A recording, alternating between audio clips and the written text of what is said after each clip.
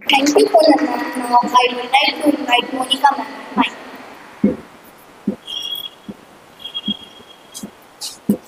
आदरणीय director ma'am एवं सभी अध्यापकगणों को मेरा प्यार भरा नमस्कार। सभी को हिंदी दिवस की हार्दिक शुभकामनाएं।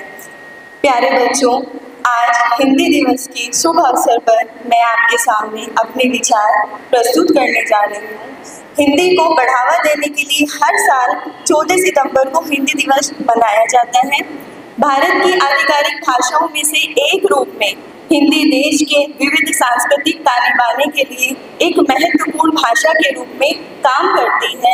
हिंदी भाषा हमारी सांस्कृतिक धरोहर की अमूल्य संपत्ति है जो हमें भारतीयता से जोड़ती है और इसका साहित्य भारत की समृद्ध सांस्कृतिक परंपरा को दर्शाता है। हिंदी ने हमें एकता का संदेश दिया है। आज के समय में हिंदी केवल एक भाषा नहीं बल्कि भारतीय समाज की आत्मा है। हिंदी फिल्मों, संगीत और साहित्य में हिंदी की महत्ता को नजरअंदाज नहीं किया जा सकता।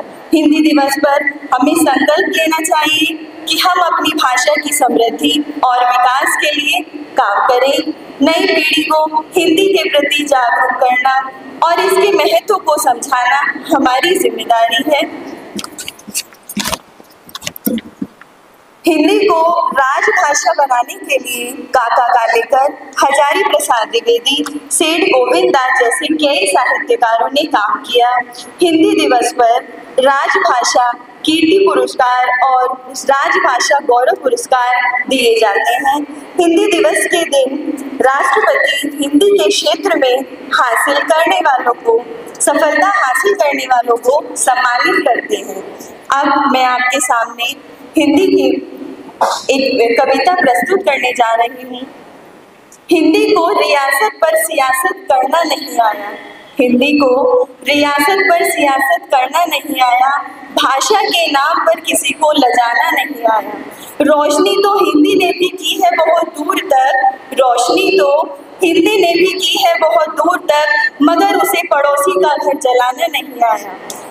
मुश्किल नहीं थी तुम्हारे लिए हिंदी को सीख लेना। मुश्किल नहीं थी तुम्हारे लिए हिंदी को सीख लेना, मगर तुम्हें गुलामी से दामन छुड़ाना नहीं आया।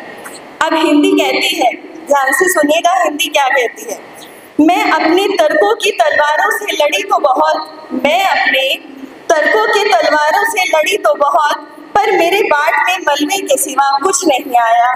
मेरे बाट में मलबे के सिवा कुछ नहीं आया।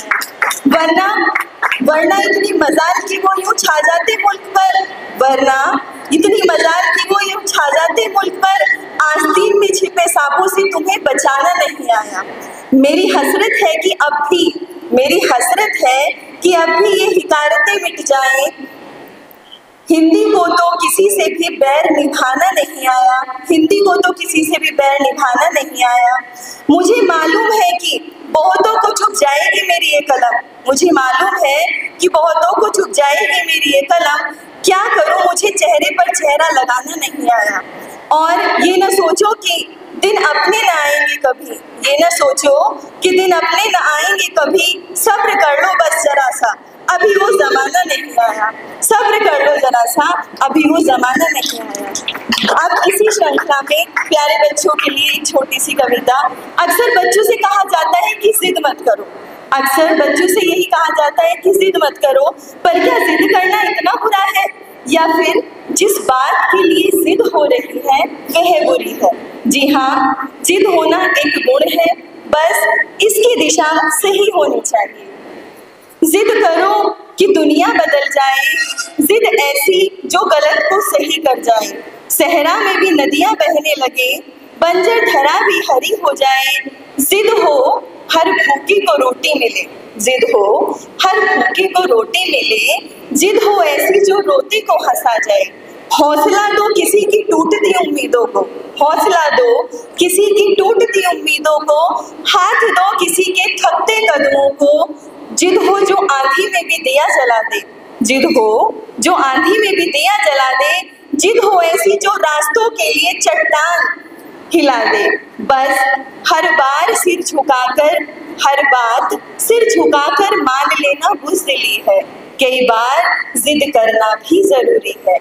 जिद हो कि कभी सत्य न छिपे, जिद हो कि कभी सत्य न छिपे, जिद हो सत्याग्रह न रुके, जिद करो कि कठिन सरल हो जाए, जिद हो जो अनेक एक हो जाए, जिद करो कि बदी नेक हो जाए, जिद करो कि बदी नेक हो जाए। अब आगे क्या जिद करनी है? जिद करो कि तारे धरती पर उतरने लगे, जिद करो कि तारे धरती पर उतरने लगे, ख्वाब किसी की और के पूरे करो। कैसे ख्वाब? वो ख्वाब जो माता पिता ने आपके लिए देखे हैं, आपके शिक्षकों ने, आपके बड़ों ने, आपके बड़े भाई बहनों ने आपके लिए देखे हैं। उन जिद करो कि तारे धरती पर उतरने लगे, ख्वाब किसी और के पूरे करो, कि कोई तुमसे भी प्यार करने लगे, कोई तुमसे भी प्यार करने लगे। धन्यवाद। Thank you, Now I would like to